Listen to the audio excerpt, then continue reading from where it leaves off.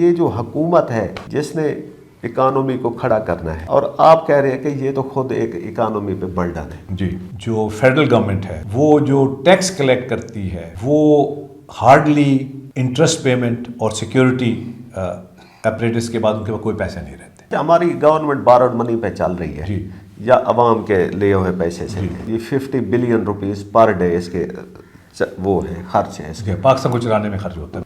اس 50 billion rupees کو ہم 10 billion rupees پہ لانا ہے. جی، کیسے لائیں گے؟ آپ ساری گاڑیاں وڈرا کر لیں، پیٹرول وڈرا کر لیں، ورک فار ہوم کا کر لیں.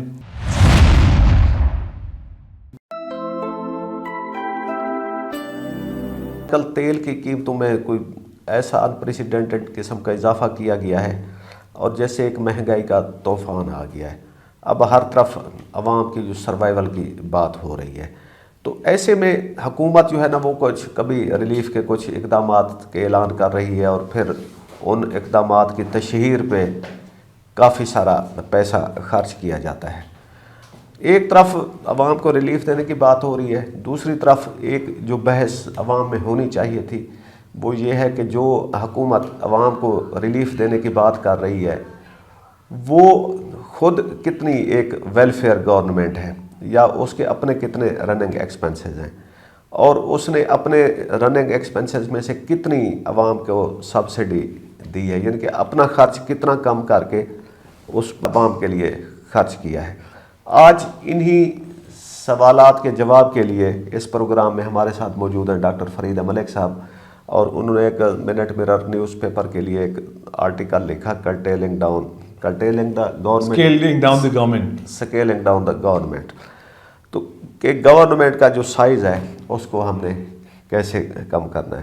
تو ڈاکٹر صاحب پہلا سوال کہ یہ بتائیں کہ یہ جو حکومت ہے جس نے اکانومی کو کھڑا کرنا ہے، اور آپ کہہ رہے ہیں کہ یہ تو خود ایک اکانومی پہ برڈن ہے، جی کیسے؟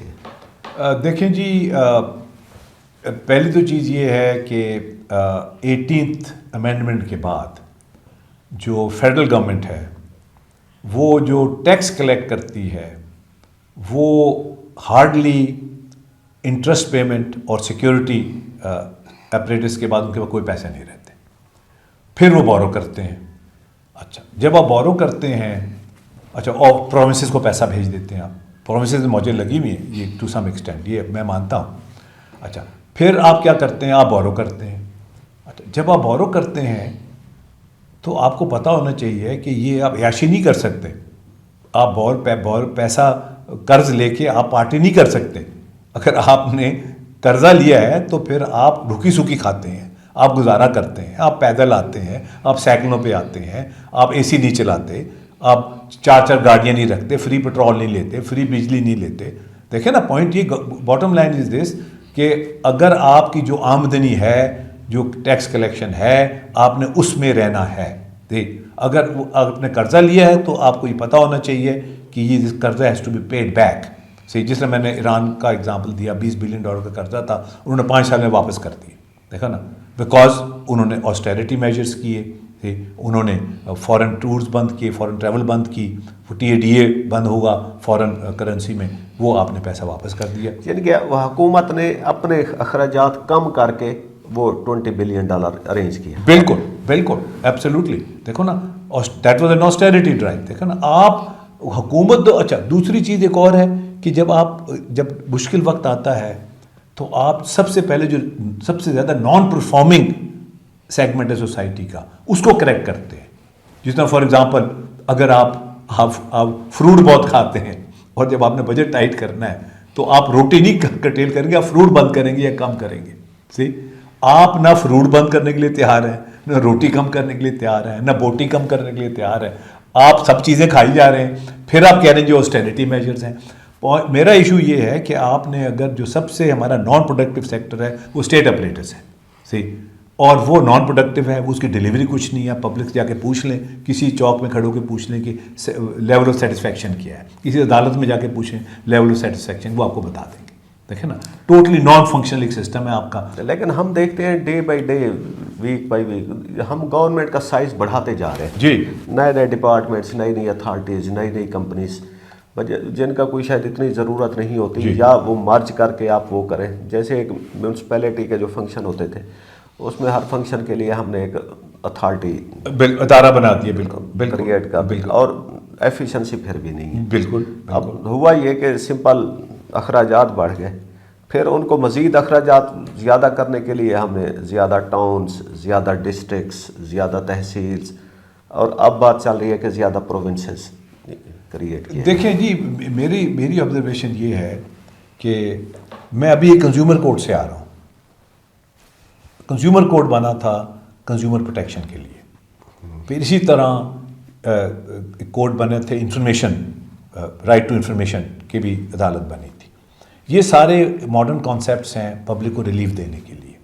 ہم نے دونوں کو کلپ کر دیا, کنزیومر کورٹ بند کر کے اس کو جوڈیشری میں ڈال دیا, یعنی جو جس طرح جوڈیشری بڑا اچھا کام کر رہی تھی, بڑا فیصلے وقت پہ کر رہی تھی, اس کے ساتھ ڈال دیا, اور جو وہ تھا رائٹ ٹو انفارمیشن ایکٹ ان کے ونگز کلپ کر دیے.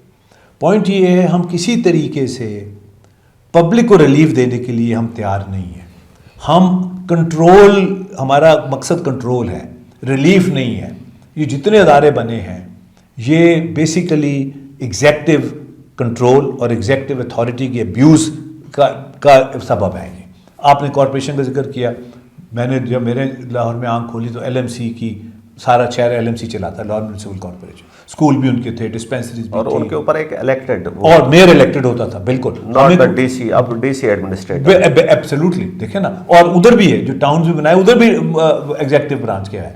ہم لوگ کو شکایت ہوتی تھی, ہم نے جا کے سائیکل پہ جانا, وہاں جو شور مچانا, وہ جناب صاحب میئر صاحب کو شام تک کام ہو جاتا تھا. اسپرے بھی کرتے تھے وہ مچھروں کے, وہ گٹر بھی صاف کرتے تھے, سارا کام, فائر بریگیڈ بھی تھی وہاں, every thing was in L M C. پھر آپ نے کہا جی اب بڑے ہو گئے. اچھا, جب آپ ڈی سینٹرلائز کرتے ہیں, دیکھیں نا, جو ڈی سینٹرلائزیشن کا یہ نہیں مطلب کہ آپ نے ایبڈیکیٹ کر دیے. ڈی سینٹرلائزیشن کا مطلب یہ ہے کہ پھر آپ نے سسٹم ڈیولپ کرنا ہے اس کو مانیٹر کرنے کے لیے, چیک کرنے کے لیے, پرفارمنس ریویو کرنے کے لیے. وہ آپ کرتے نہیں ہیں, اب ڈی سینٹرلائز کر لیتے ہیں.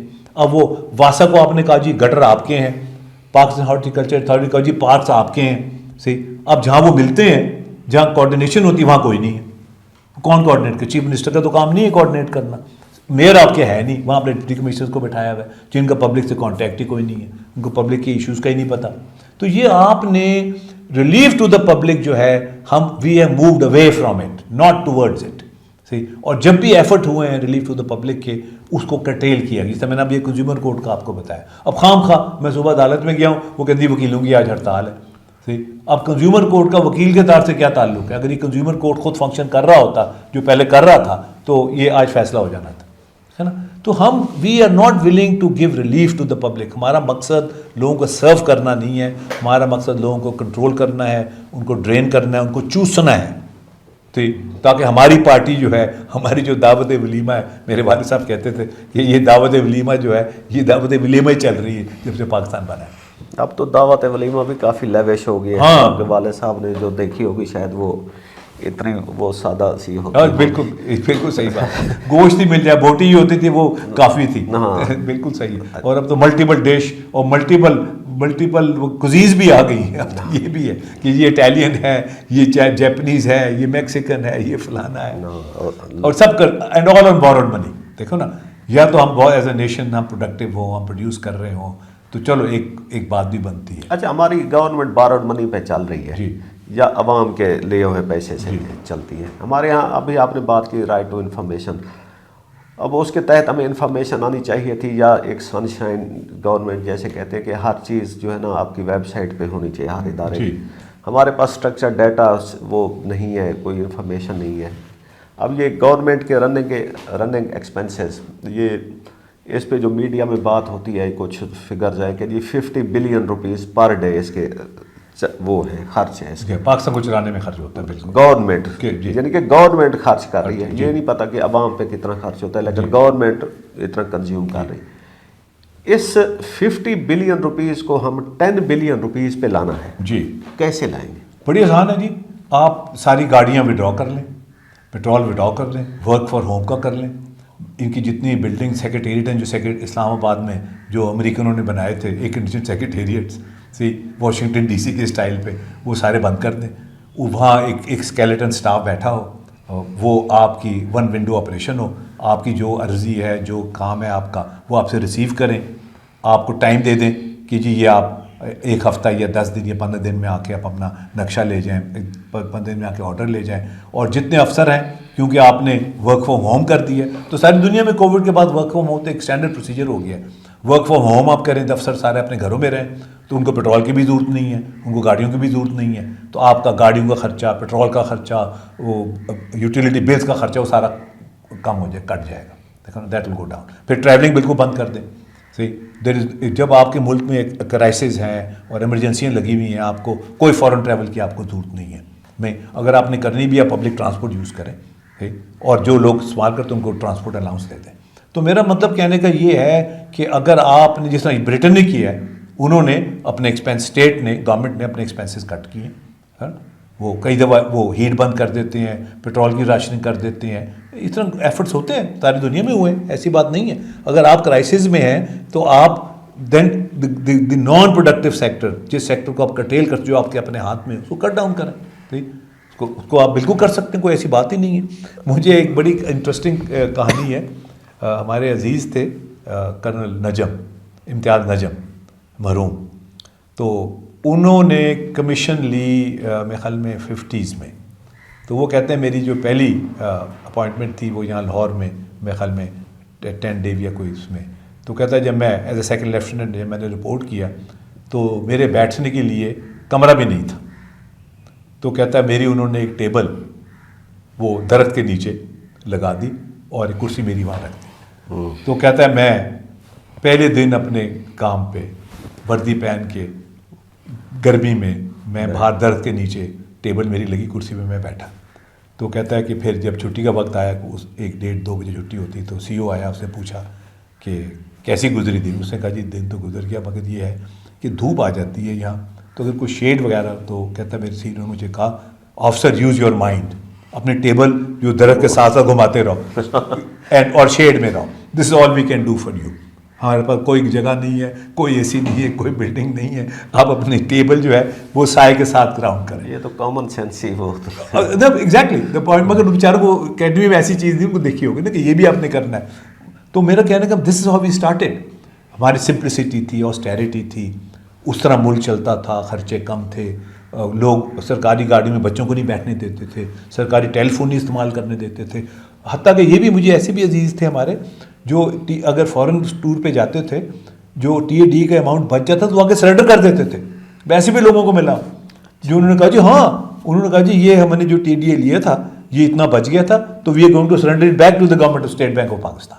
یعنی ہر ڈالر, ہر پاؤنڈ جو ہے وہ اس کی اہمیت تھی اور اس کو ضائع نہیں کیا جاتا تھا. اور کوئی ڈیٹ نہیں تھی 58 تک, we had no external debt. دیکھو نا, یہ جو ہم نے ایک جو فاسٹ ٹریک ڈیولپمنٹ ماڈل, قرضہ لو, کھاؤ پیو موج کرو, یہ 58 سے شروع ہوا ہے. اور اب یہ قرضہ $140 بلین تک پہنچ گیا. ایکسٹرنل ڈیٹ, انٹرنل ڈیٹ الگ ہے. اچھا 58 کی آپ بات کر رہے ہیں, 70s کی بات کر رہے ہیں, تو اس وقت لاہور میں ایک بہت اچھا ماس ٹرانزٹ, بالکل لاہور اومنی بس سروس, بالکل. اچھا صرف لاہور نہیں, پورے پاکستان میں. بالکل. کراچی میں ٹریم چلتی تھی, ٹریم باقاعدہ کمپنی تھی, اور وہ بھی پروفیٹیبل تھی, کوئی سبسڈی نہیں تھی. LOS بھی پروفیٹیبل تھی, کوئی سبسڈی نہیں تھی. ٹرانسپورٹ ہاؤس بنا تھا لاہور میں, آپ نے اگر دیکھا ہوگا, وہ ابھی بھی ہے, ایگزسٹ کرتا ہے, فلیٹس ہوٹل کے سامنے ٹرانسپورٹ ہاؤس تھا. صرف لاہور اومنی بس نہیں تھی, GTS بھی تھی, گورنمنٹ ٹرانسپورٹ سروس, جو بسیں چلتی تھیں اور ویگنیں چلتی تھی اور وہ مائکرو بس چلتی تھی بٹوین لاہور اینڈ پنڈین, پشاور تک جاتی تھی. اچھا آج کل ایک ٹرینڈ پتہ نہیں, ہم we are going back to the basics, کہ ہمارے یہاں سائیکلیں بہت تھیں, بالکل. اور ابھی الیکٹرک وہیکلس, اس کا رجحان جی بڑھ رہا ہے. جی, سائیکل بھی یعنی کہ لوگوں میں نا اب کوئی شعور اور آگے ہی آ رہی ہے. ساتھ الیکٹرک وہیکل یہ ایک نیو ٹرینڈ ہے, لیکن اس کا بھی رجحان بڑھ رہا ہے. تو یہ ہمارے لیے قابل عمل ہے, بالکل. اور ہمیں اس پہ فوکس کرنا چاہیے, مگر ہمیں چارجنگ اسٹیشنز بنانے چاہیے, سولر چارجنگ اسٹیشن, تاکہ اگین وہ اس پہ ڈرین نہ ہو نیشنل ایکسچیکر پہ. ہمیں پلانٹ سولر چارجنگ اسٹیشن بنانے چاہیے, اور 2 ویلرز جو ہمارے جتنے بھی ہیں, 3 ویلرز بھی, ان کو تو totally we should go electric and then see how it works out. پھر آپ 4 ویلرز بھی ہیں, 4 ویلر بھی اب تو آ رہے ہیں. مگر یہ دیکھیں نا, ٹیسلا نے جو پہلی EV گاڑی لانچ کی امریکہ میں, کیلیفورنیا میں, تو انہوں نے چارجنگ اسٹیشن خود ڈیولپ کیے. پھر انہوں نے گاڑی لانچ کی. دیکھیں نا ایک پورا لاجسٹک نیٹ ورک ہوتا ہے, ایک سسٹم ہوتا ہے, فریم ورک ہوتا ہے. اب آپ پنڈی نہیں جا سکتے, اسلام آباد نہیں جا سکتے ای وی میں. لوگ ڈرتے ہیں کہ جی اگر بیرا میں اگر چارجر نہ کام کر رہا ہوا چارجنگ اسٹیشن تو ہم کیا کریں گے, راستے میں گاڑی رک جائے گی. دیکھیں نا پیپل لوگ نہیں جا رہے, لاہور انٹرنلی ٹھیک ہے وہ کام کر رہے ہیں اس پہ.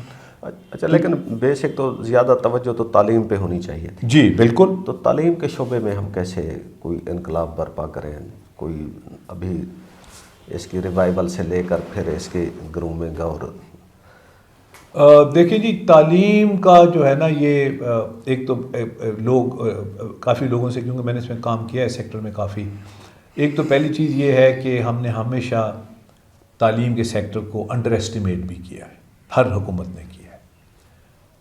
گورنمنٹ آف پنجاب میں جو تعلیم کا ڈپارٹمنٹ ہے آج بھی اس میں 5.5 لاکھ آدمی کام کرتے ہیں, 5.5 لاکھ لوگ صرف پنجاب گورنمنٹ ایجوکیشن ڈپارٹمنٹ کے ساتھ منسلک ہیں. اور گورنمنٹ آف سندھ میں بھی 2-2.5 لاکھ ہیں. اگر سارا آپ ملا رہے ہیں تو 10 لاکھ پلس لوگ ہیں جو تعلیم سے وابستہ ہیں, اور ان کا پاکستان آرمی سے بڑا سائز ہے. پاکستان آرمی میں بھی اتنے لوگ نہیں ہیں جتنے تعلیمی شعبے سے منسلک ہیں. کسی زمانے میں یہ سسٹم جو تھا یہ فنکشنل تھا, چلتا تھا, اور جو گورنمنٹ کے اسکول سے وہ چلتے تھے, اور زیادہ تر جو بچے ہیں وہ گورنمنٹ کے اسکولوں میں پڑھتے تھے. پھر ایک بڑا سیریس کانفلکٹ آف انٹرسٹ بھی ہوا کہ بعد میں کئی لوگ جو حکومت میں آئے, منسٹر بنے, ان کے اپنے ایجوکیشن نیٹ ورکس تھے, انہوں نے اس کو پروموٹ کیا ٹھیک, اور جو گورنمنٹ کے اسکول تھے وہ نگلیکٹ میں چلے گئے, اور آہستہ آہستہ جس اور شعبے کولیپس ہوئے اس طرح شعبہ تعلیم کا بھی کولیپس کر گیا.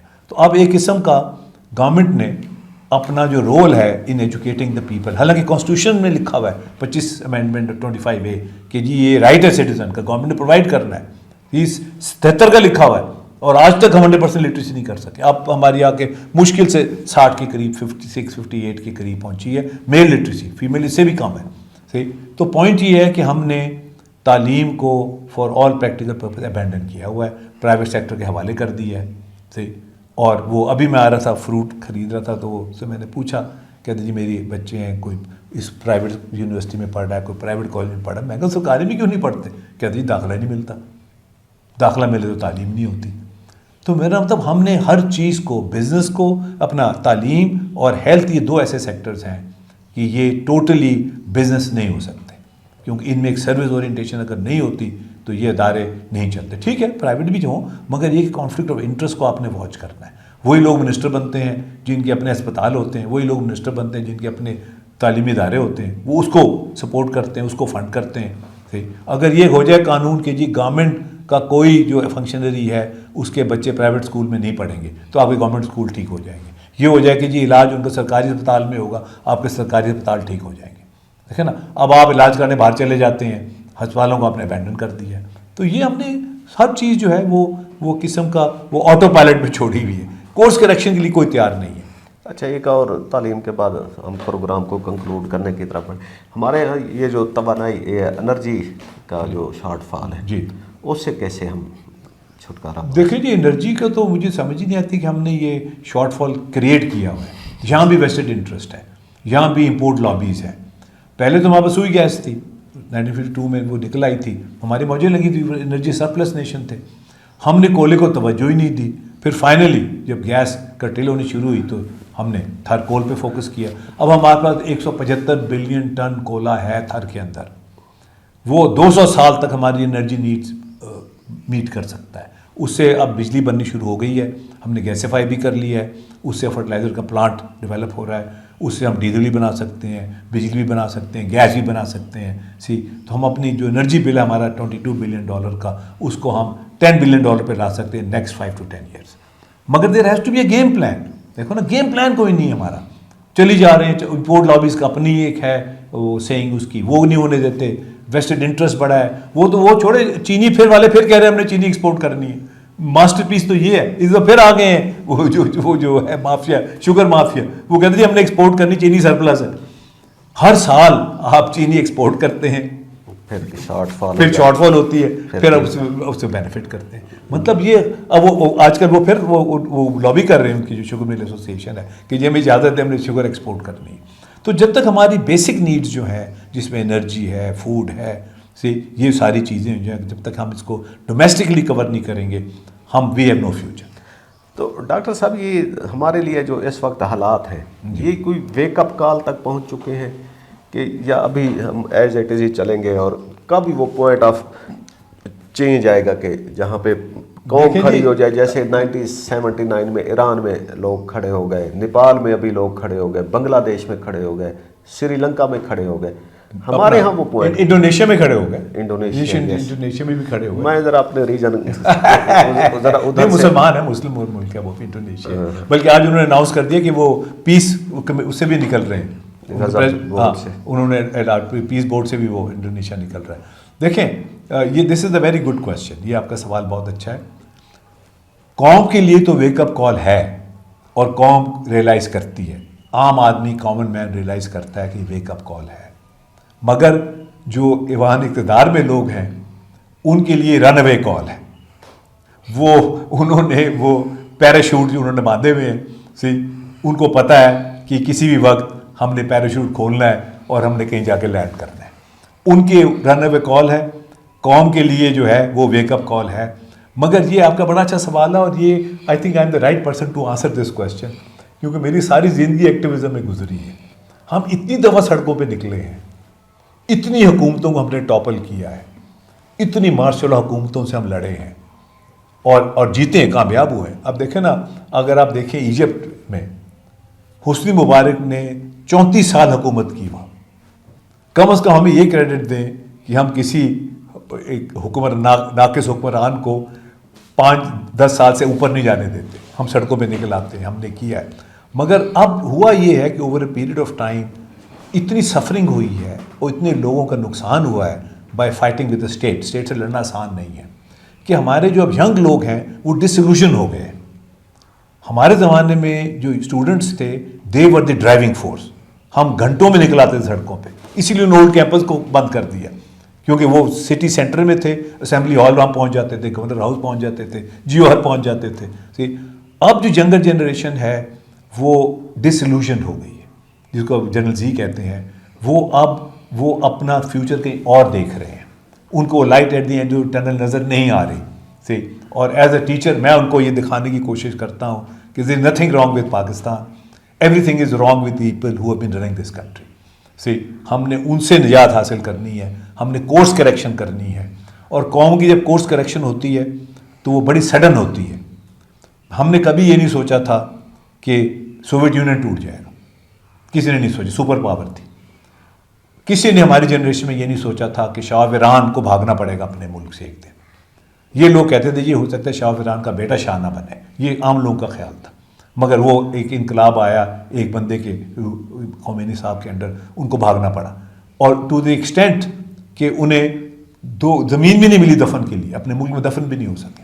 کل میں نے پوڈ کاسٹ دیکھا ہے legacy of general Pervez Bajwa صاحب پہ, وہ میں نے دیکھا ہے کہ یعنی اس وقت سب سے ناپسندیدہ شخص پاکستان میں جس کو کوئی اون نہیں کرتا وہ ایک ریٹائرڈ جنرل باجوہ صاحب. دیکھیں جب جنرل ریٹائر ہوتے ہیں تو تب ہم ان کا نام لیتے ہیں, اگر ناپسندیدہ اور پھر وہ کانسیکوینسز نہ ہوں تو شاید کھول کے نام لینا پڑے, تو پھر ایسے نام آئیں جی کہ وہ آپ کہہ رہے تھے کہ رن اوے کال ہے. ابھی ان کو رن اوے کال ہے, تو رن اوے کال تبھی وہ جہاز خرید رہے ہیں نا, تبھی وہ جہاز خرید رہے ہیں, وہ چیزیں خرید رہے ہیں. رن اوے یہ جہاز لینڈ بھی نہیں کرنے دیں گے. حسینہ واجد کو دیکھا کہ اس کے سارے ملکوں نے جو ویزے دیے ہوئے تھے وہ ریووک کر دیا اور وہ انڈیا میں ایک گمنام سی زندگی گزاری. شاہ ایران کو بھی کسی ویسٹرن کنٹری نے پناہ نہیں دی. تو رن اوے آپ نے رہنا ادھر ہی ہے, تو اس سے بہتر ہے کہ ٹھیک ہو جائیں. اور اس ملک کے لیے اکبر الہ آبادی کا شعر بھی ہے نا, مرنے سے مفت نہیں جب ہے اکبر,